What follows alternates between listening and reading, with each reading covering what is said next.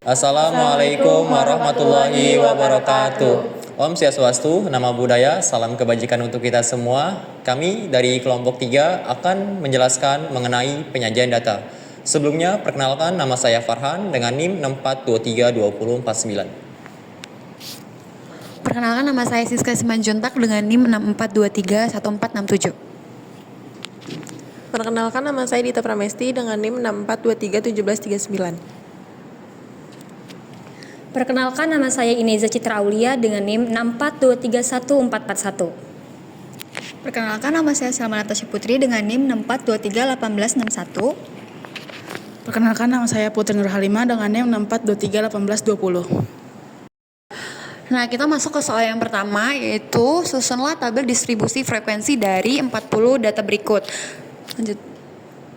Nah, langkah pertama yang kita lakukan adalah mengurutkan data. Nah, jadi dari 40 data yang diberikan tadi, kita urutkan dari data yang paling kecil ke data yang paling besar. Nah, dari data tadi, yang paling kecil adalah 28, dan data yang paling besar itu ada 90. Nah, jadi kita urutkan dia dari 28 sampai ke 90. Kemudian kita masukkan juga frekuensinya. Jadi 28 itu kita hitung ada berapa orang, kemudian 30 itu ada berapa orang. Nah, contohnya 28 itu ada 1 orang, kemudian 30 itu ada 4 orang. Nah, langkah selanjutnya kita adalah menentukan range. Nah, dalam menentukan range itu rumus yang kita gunakan adalah data terbesar dikurang data terkecil. Nah, dari data mengurutkan data tadi kita dapat data terbesarnya itu 90 dan data yang terkecilnya itu 28. Jadi kita tinggal ngurangin 90 dikurang 28 sama dengan 62. Nah, jadi 62 ini adalah range. Kemudian kita lanjut ke langkah selanjutnya, yaitu menentukan jumlah kelas. Nah, untuk rumus menentukan jumlah kelas itu kita gunakan K sama dengan 1 ditambah 3,3 logaritma R. Nah, sebelum kita mengerjakannya, teman-teman bisa pergi ke kalkulator yang punya logaritma N dan cari tahu hasil logaritma N itu ada berapa. Nah, setelah dapat, kita masuk ke langkah selanjutnya, yaitu 1 ditambah 3,3. Nah, logaritma N itu hasilnya 1602. Jadi 3,3 dikali 1602 sama dengan 5286. Nah, kita tinggal tambahkan 1 ditambah 5286, maka hasilnya sama dengan 6287. Nah, 6287 ini kita bulatkan menjadi 7. Nah, kemudian kita masuk ke langkah selanjutnya, yaitu menentukan panjang interval kelas. Nah, untuk rumus menentukan panjang interval kelas, kita menggunakan C sama dengan R per K, di mana C adalah interval kelas, R adalah range, dan K adalah jumlah kelas. Nah, tadi sebelumnya kita udah dapat jumlah kelasnya dan range-nya. Jadi kita tinggal masukin C sama dengan R per K sama dengan 62 per 7, hasilnya adalah 8,85. Nah, hasil 8,85 ini kita bulatkan menjadi 9. Nah, langkah terakhir yang kita lakukan adalah menentukan tepi kelas. Nah, dalam menentukan tepi kelas, kita menentukan tepi kelas bawah dan tepi kelas atas. Nah, dilakukan dengan mengurangi 0,5 pada batas kelas bawah dan menambahkan 0,5 pada batas kelas atas. Nah, contohnya 28 adalah batas kelas bawah. Jadi 28 kita kurangi 0,5, maka hasilnya sama dengan 27,5. Kemudian 30 adalah batas kelas atas. Nah, jadi 30 ini kita tambah dengan 0,5, maka hasilnya adalah 30,5. Nah, kita tambahkan seperti 28 dan 30 sampai ke data paling akhir, yaitu 82 dan 90. Nah, teman-teman, ini merupakan hasil akhir dari tabel distribusi frekuensi dan ini merupakan jawaban dari soal yang diberikan tadi. Soal selanjutnya akan dijelaskan oleh rekan saya. Terima kasih.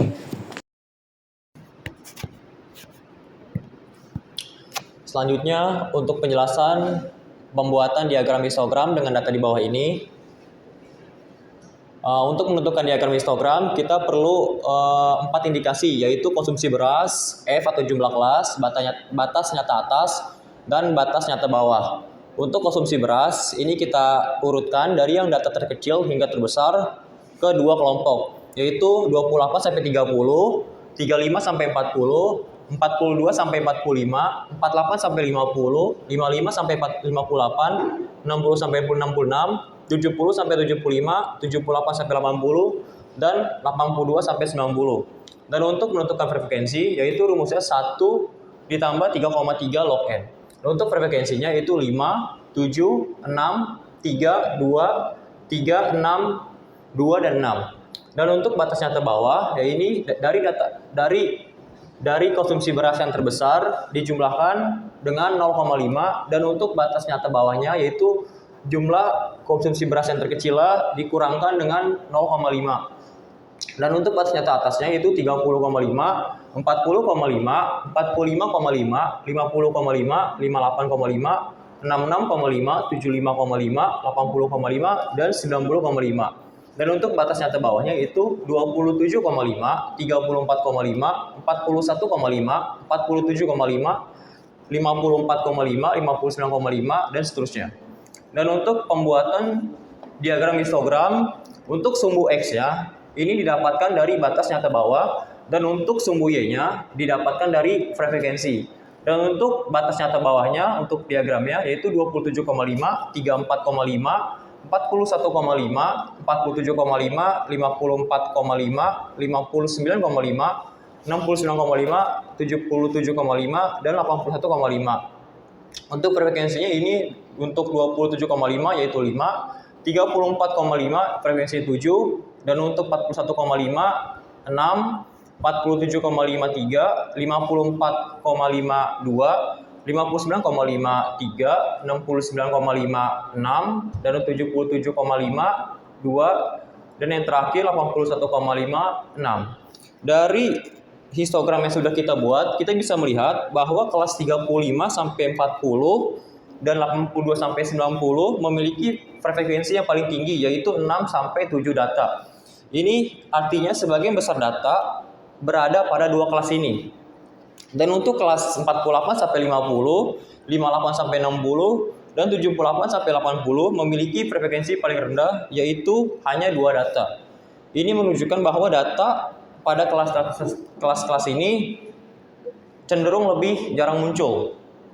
Dan kesimpulannya untuk diagram histogram ini yaitu histogram ini memperlihatkan bahwa distribusi data tidak merata, yaitu menyebar ke dua sisi, yaitu sisi bawah dan atas. Terima kasih. Saya akan menjelaskan tentang soal berikut, yaitu buatlah diagram OGIF dengan data di bawah ini. Sebelum membuat diagram OGIF, kita harus mencari tahu dulu tentang data frekuensi kumulatif.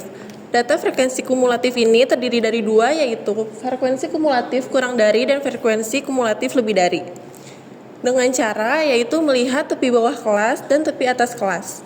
Dan selanjutnya kita akan mencari frekuensi kumulatif kurang dari, yaitu dengan cara melihat tepi atas kelas ditambah dengan frekuensi kelas yang bersangkutan.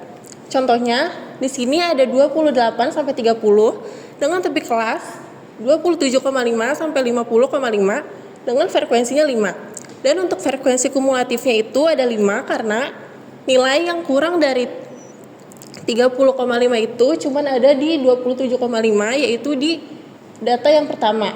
Jadi frekuensi kumulatifnya tetap 5. Untuk data yang kedua ada 35 sampai 40 dengan tepi kelasnya 34,5 sampai 40,5 dengan frekuensinya 7. Dan untuk frekuensi kumulatifnya adalah 12 karena nilai yang kurang dari 40,5 itu ada di tabel sebelumnya yaitu di kelas 27,5 sampai di kelas 30,5 lalu ditambah dengan frekuensi kelas saat ini yaitu 34,5 sampai 40,5. Jadi hasil frekuensi kumulatif kurang darinya ini adalah 12. Frekuensi kumulatif lebih dari ini adalah kebalikannya dari frekuensi kumulatif kurang dari, yaitu dengan cara melihat nilai yang lebih dari tepi bawah kelas. Contohnya, di sini ada 28 sampai 30 dengan tepi kelasnya 27,5 sampai 30,5 dengan frekuensinya 5. Untuk yang F kumulatif lebih dari ini kita bisa melihat dari nilai tepi bawah kelas, yaitu dengan cara melihat nilai yang lebih besar daripada nilai tepi bawah kelas. Contohnya di sini ada 28 sampai 30 dengan tepi kelasnya itu 27,5 sampai 30,5 dengan frekuensinya 5. Lalu untuk frekuensi kumulatif lebih darinya ini yaitu nilai yang lebih daripada 27,5 yaitu ada pada data pertama sampai data ke-9 yaitu 82 sampai 90 atau 81 sampai 90,5. Jadi frekuensi kumulatif lebih darinya ini adalah 40.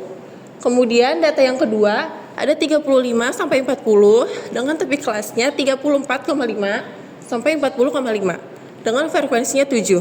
Lalu untuk frekuensi kumulatif lebih darinya adalah nilai yang lebih dari 34,5 yaitu data kedua sampai data ke-9. Untuk data kedua yaitu 35 sampai ke 40 yaitu 34,5 sampai 40,5. Lalu untuk frekuensi kumulatif lebih darinya ini adalah nilai yang lebih dari 34,5 yaitu ada pada data kedua sampai data terakhir. Lalu frekuensinya dijumlahkan jadi hasilnya adalah 34. Kemudian setelah data frekuensi kumulatif kurang dari dan lebih darinya ini sudah diketahui semua, maka kita baru bisa membuat diagram Ogif ini. Di diagram Ogif ini memiliki dua nilai yaitu nilai negatif dan nilai positif. Untuk garis yang berwarna biru ini adalah frekuensi kumulatif kurang dari, dan untuk garis yang berwarna oranye ini adalah frekuensi kumulatif lebih dari. Jadi di sini adalah satuan konsumsi beras. Kemudian di sini adalah nilai frekuensi kumulatif.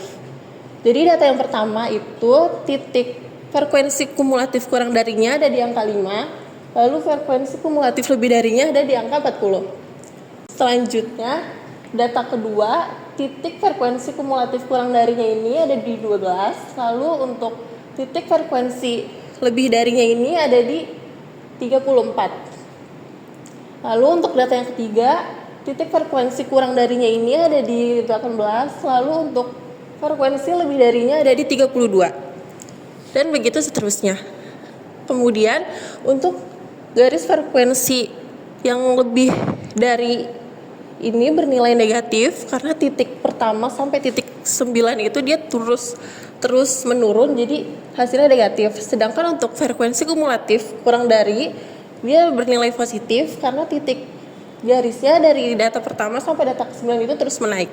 Soal selanjutnya akan dijelaskan oleh Putri Nurhalimah. Berikutnya ada buatlah diagram garis dari data berikut. Baris bawah itu dari data konsumsi beras, lalu yang baris atas itu disebutnya data frekuensi.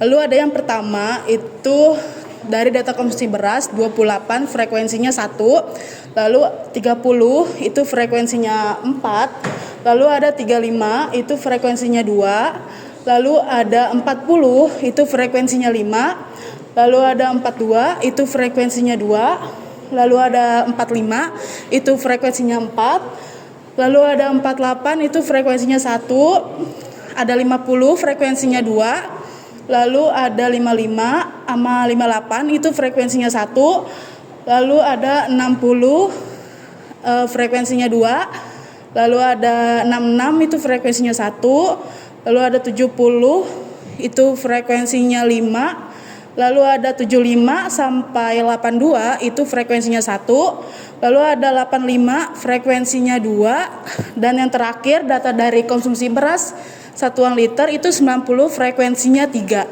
Kesimpulan dari diagram baris ini adalah konsumsi beras per keluarga tiap bulan bervariasi dengan jumlah terbanyak pada 40 dan 70 liter masing-masing 5 keluarga, dan jumlah paling sedikit hanya dikonsumsi oleh satu keluarga pada beberapa liter tertentu seperti 28, 48 dan lainnya. Berikutnya ada diagram batang yang akan dijelaskan oleh Selma Natasha Putri. Pada tabel sebelah kiri terdapat dua kolom, yaitu kolom pertama konsumsi beras dan juga kolom kedua yaitu frekuensi atau jumlah keluarga yang mengkonsumsi beras. Tabel ini guna untuk memberikan gambaran jumlah konsumsi dan frekuensinya secara rinci. Yang pertama yaitu ada 30 liter konsumsi beras dan 4 frekuensi, yang artinya ada 4 keluarga yang mengkonsumsi 30 liter beras. Begitupun dengan yang 35 konsumsi beras dan frekuensinya adalah 2, yaitu artinya ada 2 keluarga yang mengkonsumsi 35 liter beras.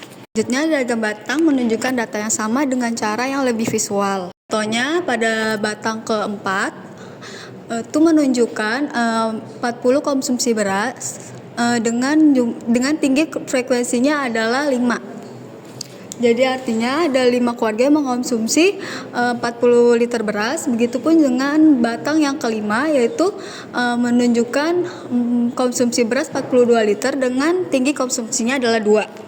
Kesimpulannya, dengan diagram batang ini kita bisa mengetahui kategori konsumsi beras yang paling banyak dan paling sedikit.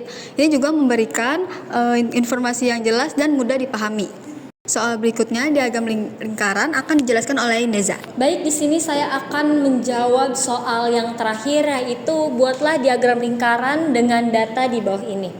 Pertama-tama kita akan mengurutkan nilai yang paling rendah sampai dengan yang paling tertinggi. Bisa kita lihat nilai yang paling rendah itu 28 dan yang paling tinggi itu nilainya 90. Lalu diurutkan seperti ini. Kemudian setelah mengurutkan nilai, kita lanjut ke frekuensi. Dan menentukan frekuensi itu dengan cara kita menghitung nilai pada data yang tadi. Nah, kita menghitung nilainya pada data ini, nilainya itu ada berapa? Kita lihat nilai 28 pada data ini hanya 1, berarti frekuensinya itu adalah 1. Lalu nilai 30 kita lihat pada data ini ada berapa?